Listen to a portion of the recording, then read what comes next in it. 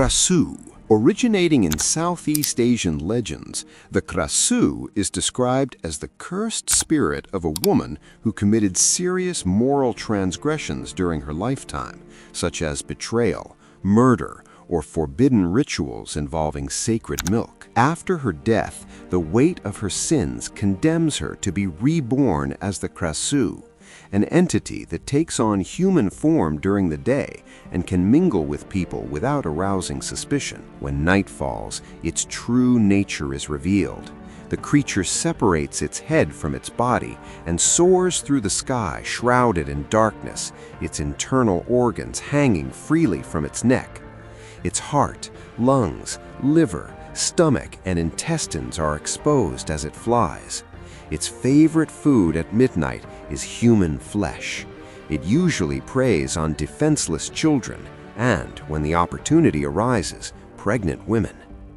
To ward off the Krasue, tradition recommends surrounding homes with stakes or thorny vegetation, as its hanging entrails can become entangled in them.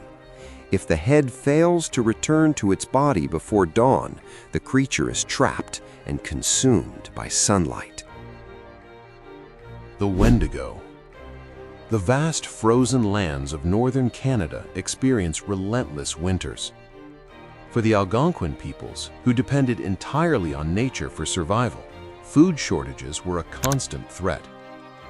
In extreme situations, when the land offered no sustenance, a person could face a terrible choice: starve to death or resort to cannibalism, an act that would transform them into a Wendigo. These entities are described as tall, extremely thin figures with dull gray skin stretched over visible bones.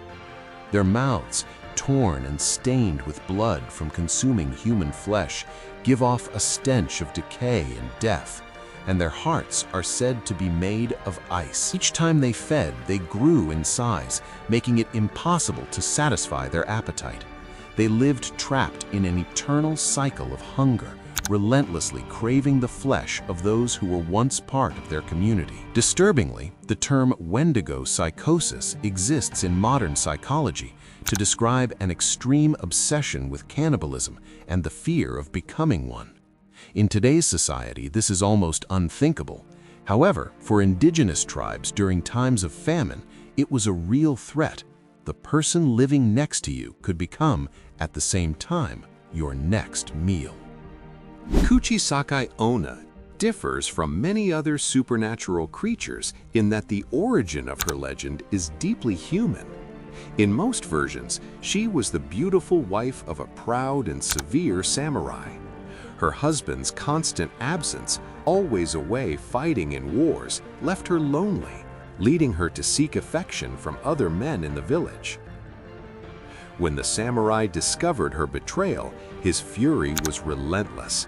As punishment, he slit her mouth from ear to ear with his sword, killing her. Her story did not end with that brutal act. After her death, she returned to the world as a vengeful spirit. She usually covers her face with a mask or veil, which makes her look like an attractive, ordinary young woman. However, she always carries a pair of sharp scissors, which she clutches tightly as she watches and selects her next victim. Kuchisake-onna can suddenly appear in front of someone and ask a seemingly innocent question. "Do you think I'm beautiful?" If the answer is no, she immediately attacks with her scissors. If the answer is yes, she removes her mask and reveals her mouth torn into a terrifying smile. Then she asks, "And now?" Any wrong answer, scream, or attempt to flee ends in certain death, as her supernatural speed makes escape impossible.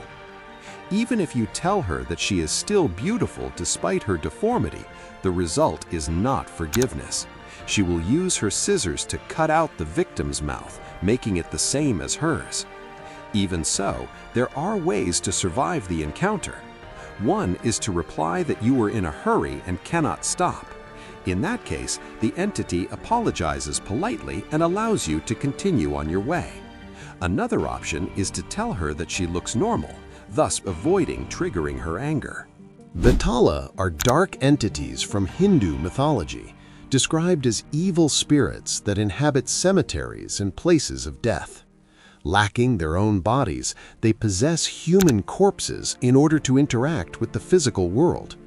Once they have taken possession of a body, they perform disturbing acts, from causing the death of children to inducing madness or provoking miscarriages. Their cruel behavior is due to the fact that they are souls in torment, trapped between life and the afterlife, unable to move on without the proper funeral rituals being performed. However, instead of freeing them, many prefer to capture them.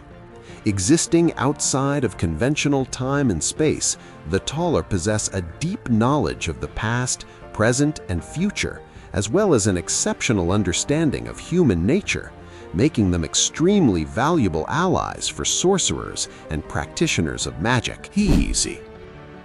In Finnish mythology, Hiisi are supernatural beings often compared to goblins, elves, or forest spirits, although their nature is much wilder and more unpredictable. They inhabit hills, deep forests, and ancient places, and in many stories they are not simply small creatures, but chaotic forces linked to primitive nature.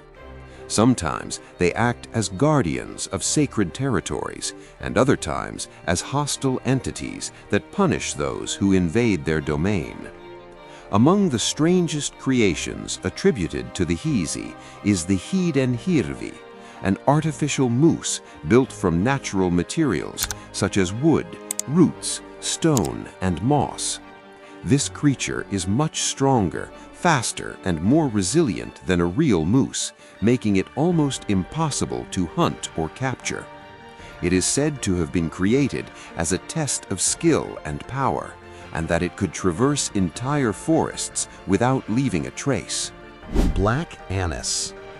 In English folklore, Black Annis is described as a monstrous old woman with dark blue skin and a single piercing eye. She was said to live in a cave dug under a huge oak tree, carved directly into the rock with her sharp iron claws. On the darkest nights, she would hide among the tree's roots, waiting for an unsuspecting child from the nearby villages to come too close. If she couldn't find a victim outside, Black Annis would venture into the village, spy through open windows, and snatch children from their beds. Upon returning to her cave, she would skin them with her claws, saving the flesh for later and slowly devouring her skinless victims. She would sew the skins together to make clothes to cover her body. Although this figure was mainly used to instill fear and force children to behave, the belief went beyond a simple story. The houses in the area were built with small windows to prevent her from entering, and a man named John Heinrich even wrote an entire poem documenting the town's knowledge of the creature, convinced that Black Annis was real. And that's the end of this myth.